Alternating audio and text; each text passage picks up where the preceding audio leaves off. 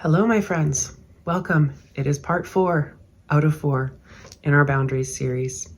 We've talked about what boundaries are, why they matter, important ones to set to feel safe and sane in our recovery and in parenting, and how to set them in a way that's clear and effective. So this last part is maybe the part that people don't really want to talk about. It's what do I do when somebody ignores or crosses my boundaries or straight up violates them? So this is where boundaries stop being an idea and start being about self-protection. And yes, it's the part that feels the most uncomfortable. But there are some tips to help it go as smoothly as possible and successfully as possible.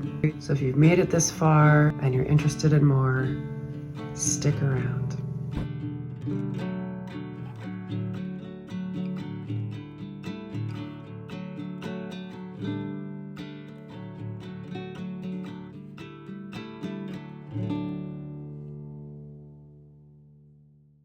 Welcome back to my channel. My name is Jennifer. I'm a mother of 4 in recovery from alcohol addiction. I'm not a professional, but I've learned some things along the way. Maybe something that's been helpful for me will be helpful for you too. So a little bit of housekeeping. I finally got a editing software, and then my brother gave us a computer, thank you brother, that the software will actually fit on. So this should be the last video with those like editing glitches in between cuts, you know, like that. They drive me crazy. If they've been driving you crazy, I'm with you. But I don't know how to fix them. So I'm really learning as I go here. So I really appreciate your patience. Okay, so we'll talk about boundary violations. What do they really mean? It took me a while to understand because I have so much internalized doubt, shame, kind of low self-esteem, low self-worth that I'm working on. But I would always be quite shy and hesitant with my boundaries. When someone crosses a boundary that I've clearly communicated, it tells me something about their level of respect, their willingness to change, and the health of our relationship. Now, it's quite normal for people to have occasional slips. They forget about a boundary or misunderstand. But as with a lot of things, we need to pay attention to patterns of behavior. If I may butcher Maya Angelou, when someone shows you who they are, believe them the first time. Easier said than done.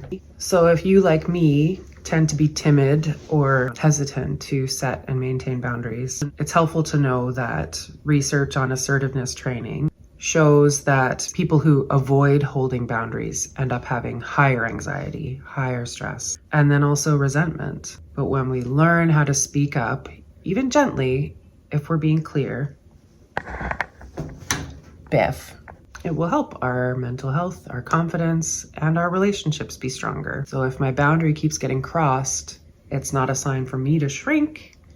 It's a sign for me to step up and be more consistent and clear. So in the last video, we talked about strategies for setting boundaries. Check out that video, part 3. So first off, if we delivered the boundary in a way that was clear, without blame, not during a time of heightened emotion, then if a boundary is crossed, we can respond in the same way, clearly, calmly, without blame. And the first thing is simple. It's just calmly restating the boundary, just in case there was a misunderstanding. So for this video, I'll use the example of people bringing up my addiction and my addictive behavior whenever they feel like it, especially in groups. The second one, state the consequence, which is something that's in our control. So if you bring up my addiction out of nowhere, I'll have to end the conversation. I won't be answering questions. I'll be changing the subject, depending on the person, you know. To reiterate some examples from last week, if you bring alcohol into the home, I'll ask you to leave. If you yell, I'll end the conversation. If you call after 9 p.m., I won't be picking up. So it's just simply the action that I take if the boundary is crossed. So after restating the boundary, clearly stating the consequence, the next thing will be following through once, the first time, which is honestly probably the hardest part. because it's really scary. We don't know how the person will actually react. We don't know what impact it will have on our relationship. But we do know that being consistent and following through is the only way to actually enforce that boundary. And at the end of the day, follow through is what teaches people how to treat me. So, in research in this area shows that change in behavior doesn't come from punishment, just from clear limits with consistent reinforcement. Again, like we were talking about last week, with parenting and things, some of these things can be really difficult to parse out. They can seem like gray areas, and the difference between a punishment and a boundary. If you have a professional or a friend who can walk you through, help you rehearse, all the better. I can help rehearse if you want to. And then acknowledging and reinforcing when that boundary is respected. Thanks for leaving when I asked. Thanks for changing the subject with me. Okay, we're getting into some more difficult territory now. What happens when a boundary keeps getting violated? If the same boundary is getting crossed over and over again, it may be time to change the level of access, which again isn't a punishment, it's just self-respect. So maybe I need to take a break from answering any calls. Maybe I stop sharing vulnerable information. Maybe I say, I'm not discussing this anymore. So when a person is crossing and crossing and crossing, we also might be over-engaging in whatever they have going on. Maybe they're saying that they really need us. You're the only person that can help me with this. If they're currently in their addiction, you're the only one who understands. But when we can consistently protect our time and our self-care and our own routine, it does help the relationship to become healthier. And so if we need to adjust for a while how close someone is able to get to us, that's ultimately going to be the best for our health. And so that when we are with them, we're giving them a better version of ourselves anyway. So a little side note here for buzzwords. A lot of what we talk about in recovery is also kind of out there in the zeitgeist right now as kind of trendy mental health speak or therapy speak or whatever you want to call it. Things like triggers, boundaries, protecting my peace, and narcissism, trauma. But those of us who have experienced addiction, either for ourselves or with someone in our family or loved ones, at least one of these terms has affected us personally, and it is important for us to learn them and know how to use them.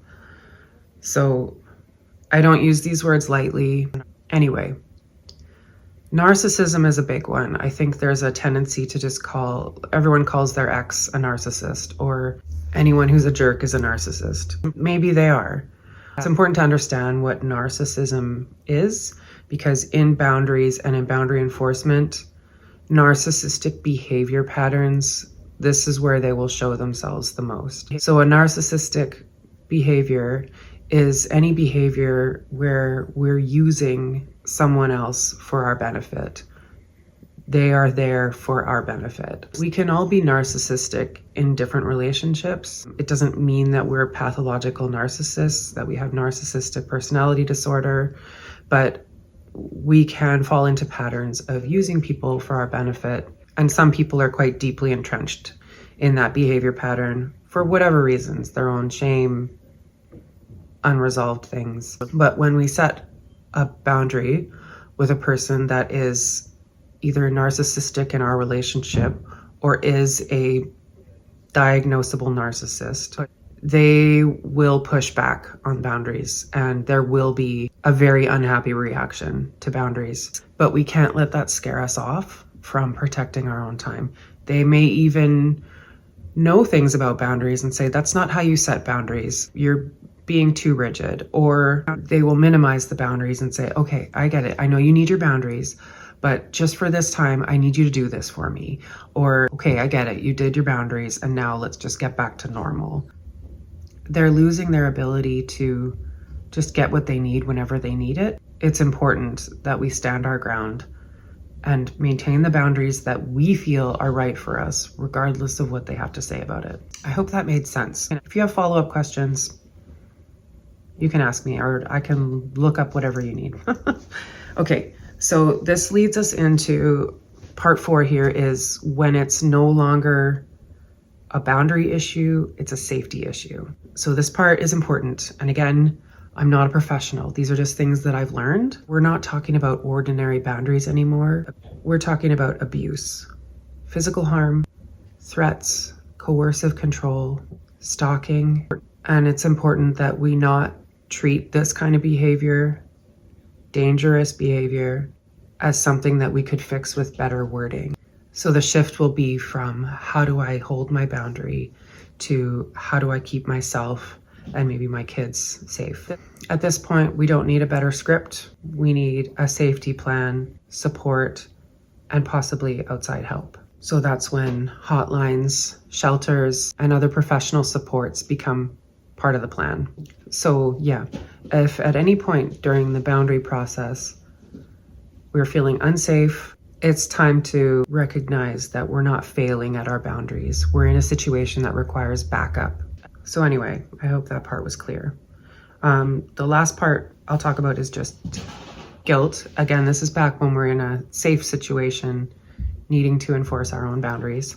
We talked about guilt previously in this series, so I just wanted to address it one more time. Almost everyone feels guilty when holding boundaries, especially moms, especially people pleasers, especially people in recovery. But the guilt isn't a sign that we're doing something wrong. It's a sign that we're growing. So back to that old self-compassion. The research shows that when we treat ourselves with respect and kindness, we are more likely to stay consistent with healthy boundaries and less likely to spiral into shame or people pleasing. So it's not about punishing them. It's about protecting myself and just generally making the relationship safer and clearer for both of us. So in conclusion, I hope I've shared some information and steps over the past 4 videos that gives you some ideas or some courage or some encouragement to set some boundaries in ways that work for you in your situation. I think I've already said this, but when I learned boundaries at first and gave a little try, like just with a low stakes boundary, and it worked, it was like life-changing. So if it feels impossible, try small, start small with something that really isn't such a big deal. Just start with, I don't answer my phone after 9 p.m. That's just like it just makes you seem like dorky because you like to go to bed early, which is fine. It's good. And then all you have to do to enforce that is just not answer your phone for anyone. And then people start to understand, oh, if I want to get a hold of them, I have to call before 9. It really can be kind of magical. Just one little extra reminder at the end. No matter what you've been through, no matter what you've done, no matter how bad things have gotten, no matter how much you have crossed other people's boundaries in the past, you are deserving of respect and you are deserving of boundaries and healthy relationships. And maybe you're going to be the first person in your family or your world that actually begins to set healthy boundaries. Who knows what kind of family cycles you can start to break, but you are worth that time and that effort. So next week, we'll talk about something completely different, probably. If you have any questions or requests, let me know. And if you haven't subscribed, please do. I currently have 40 subscribers and I cherish them dearly. But every time I tick up by one, I get a little hit of dopamine. No, it's true. I don't know how to end this. Take care of yourself and I will see you soon.